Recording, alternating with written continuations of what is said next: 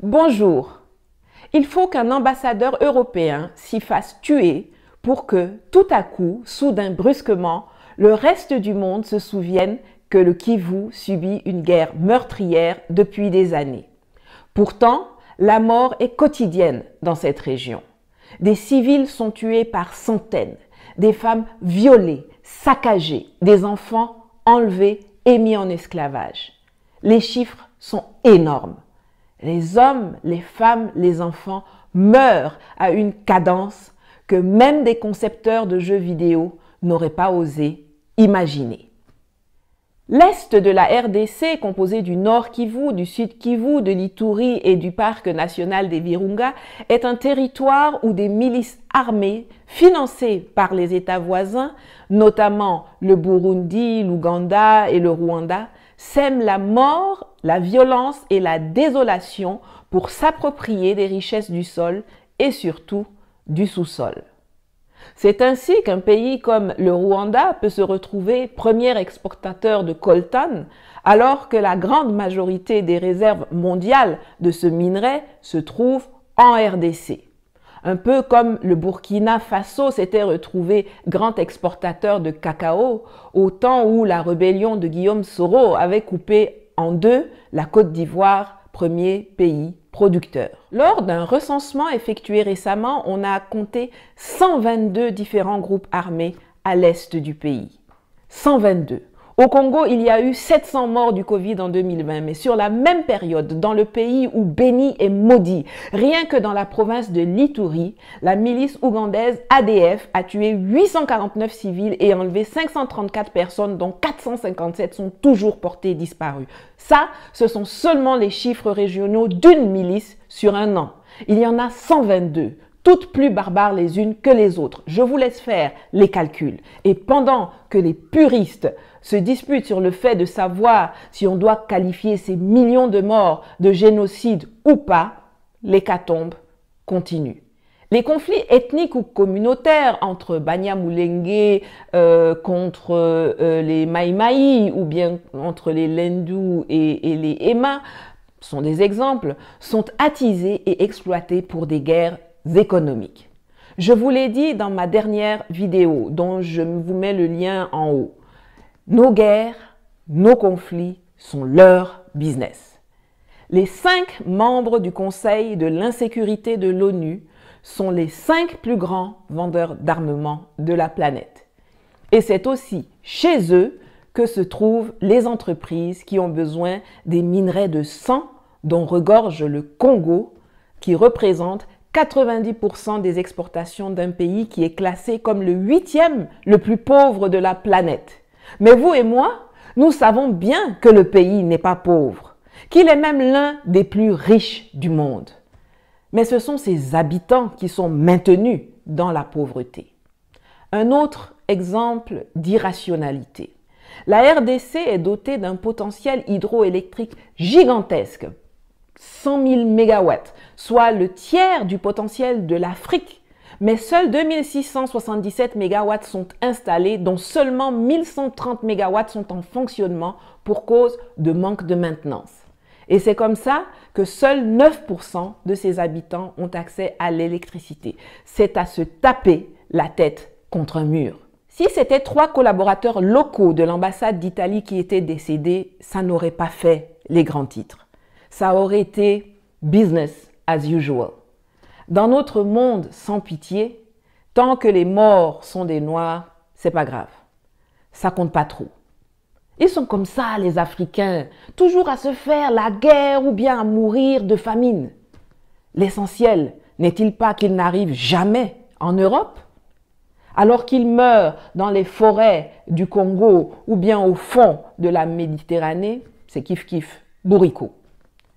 Par contre, le coltan, le tungstène, le cobalt, l'uranium, l'étain, les diamants, le cuivre, l'or, eux doivent venir en Occident. Ils doivent sortir de la brousse africaine. Car on en a besoin pour la fabrication des smartphones, des ordinateurs portables, des caméras, de l'électronique, des voitures électriques, des missiles nucléaires et aéronautiques, dans la métallurgie. 80% des réserves mondiales du coltan sont situées au Congo et 60% du cobalt mondial est extrait de mines artisanales congolaises où souvent des enfants creusent à la main et où parfois des tunnels s'effondrent en les tuant ou en les mutilant pour qu'ailleurs dans le monde, des gens puissent avoir des gadgets comme la caméra qui filme cette vidéo. La différence, c'est que certains sont conscients du sang qui coule sur les mains de Apple, Google, Tesla, Samsung, Bayer, Sony, Huawei et compagnie, et d'autres l'ignorent ou font semblant de l'ignorer. Mais maintenant, vous qui regardez là, vous ne pouvez plus l'ignorer. Je sais qu'en Afrique, beaucoup n'aiment pas lire, mais je vous suggère quand même une bande dessinée intitulée « Kivu » que j'avais achetée peu avant mon expulsion, dont je vous mets le lien en commentaire ou dans la boîte de description, qui raconte avec une réalité saisissante la situation dans l'est du Congo et les relations sanglantes qui lient les monsieur propres occidentaux avec les monstres tueurs de la forêt équatoriale. Mais la communauté internationale dit qu'elle a déjà tant fait pour les Congolais. Tiens, il y a une opération des Nations Unies, la MONUSCO, qui ne sert pas à grand-chose, sauf à tenir les statistiques macabres des morts qui s'amoncellent. Pourtant, c'est un budget de 1,554 milliard de dollars par an qui est mis à la disposition de 17 000 casques bleus, bien mieux équipés que l'armée congolaise, mais qui n'arrivent pas à faire cesser le bain de sang dont sont en majeure partie victimes les populations civiles, dont la protection constitue quand même le cœur de la mission pour laquelle 14 000 membres du personnel militaire, 660 observateurs militaires et officiers d'état civil, 591 policiers et 1050 membres des unités de police constituées sont implantés depuis 2010. Ah oui, et puis on a donné le prix Nobel de la paix à Denis Mukwege, gynécologue, l'homme qui répare les femmes, dont les vagins ont été défoncés par les coups de butoir et les baïonnettes de leurs violeurs. On lui a aussi donné le prix Olof Palme, le prix des droits de l'homme des Nations Unies, le prix de la Fondation Clinton, le prix de la Fondation Chirac, le prix Sakharov. C'est tellement plus facile de s'acheter une bonne conscience en abreuvant une seule personne d'une montagne de prix plutôt que de faire cesser les massacres qui endeuillent un pays mais qui enrichissent vos entrepreneurs. La RDC a la possibilité de devenir la Chine de l'Afrique. En termes de puissance démographique, c'est 100 millions d'habitants. En termes d'étendue territoriale, c'est 2 345 000 km². En termes de ressources minières.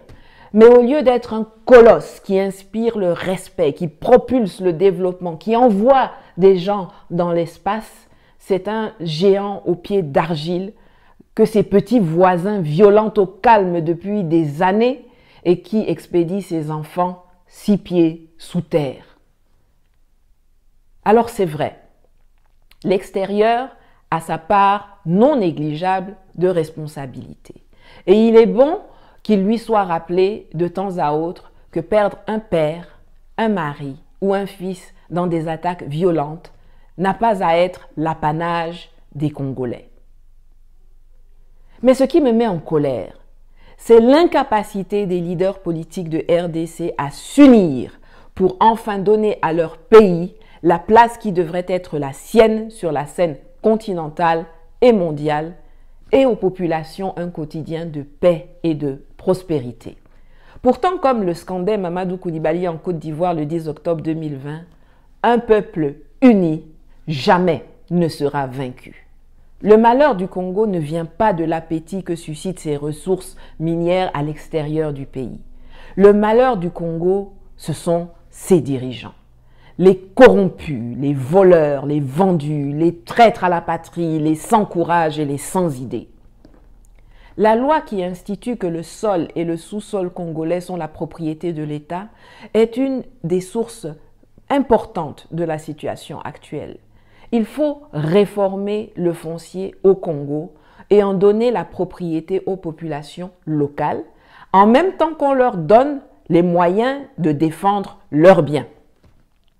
Je mettrai à la fin de cette vidéo le lien d'une de Mamadou Koulibaly qui explique sa proposition de réforme du foncier en Côte d'Ivoire, qui peut être, pourquoi pas, la base d'une réflexion pour le Congo. Nous, Africains, ne pouvons pas faire comme si le Congo, c'est juste les sapeurs et la rumba cadencée. Depuis quelques semaines, c'est le président congolais Félix Tshisekedi qui a pris la tête de l'Union africaine. Cela va être difficile pour lui d'être crédible dans cette fonction si en parallèle, la situation n'évolue pas positivement dans son propre pays. Le minimum qu'il puisse faire, c'est de mobiliser les énergies et les attentions autour du conflit qui déchire le Congo pour faire stopper les rivières de sang qui endeuillent la région des Grands Lacs et qui n'honorent aucun d'entre nous en Afrique. C'est d'obtenir les moyens de former et d'équiper l'armée congolaise pour sécuriser la zone de l'Est, qui sert aussi de base arrière à des rébellions qui cherchent à renverser les gouvernements des pays limitrophes. C'est de réformer certaines lois pour contrer les effets voraces de l'appétit géostratégique extérieur et c'est aussi d'investir dans le capital humain. La tâche n'est pas aisée, mais il faut que l'on puisse sentir la volonté inébranlable d'aller au charbon pour renverser la vapeur. Souhaitons-lui de réussir, aidons-le à réussir, car ce sera l'Afrique qui gagnera. Très peu de médias ont donné le nom du chauffeur décédé hier. Il s'appelait Milambo Mustapha. Je présente mon yako à ses proches et aux centaines de milliers de familles qui ont perdu des membres dans cette guerre sans fin du Kivu et du Congo. Prenez soin de vous et à bientôt.